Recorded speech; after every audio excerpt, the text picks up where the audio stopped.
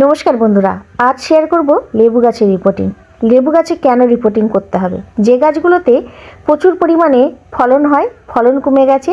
এছাড়াও লেবু গাছে পর্যাপ্ত খাবার দিচ্ছ, গ্রহণ করছে না, জল গ্রহণ করছে না, উপরের দিকে শিকড় প্রচুর পরিমাণে উঠে এসেছে, সেক্ষেত্রে অবশ্যই রিপোর্টিং প্রয়োজন।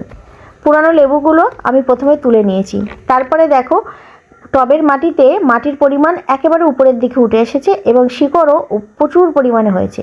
এর ফলে গাছে কিন্তু ফলন একেবারেই পাওয়া যাবে না। সেক্ষেত্রে আমাদের 3 থেকে 4 বছর হলে সেই গাছে অবশ্যই রিপোর্টিং করতেই হবে।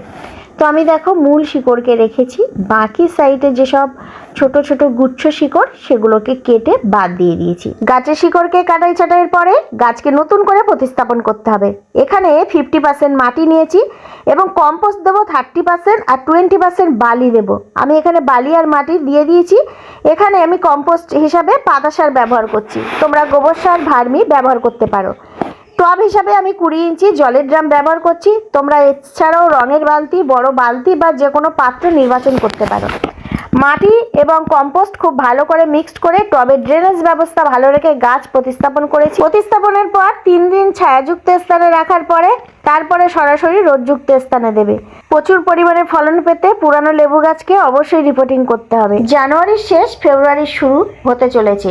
এই সময়ে লেবুর গাছের সিজন ফুল আসার, প্রত্যেকটি গাছে লেবু ফুলে ভরে গেছে।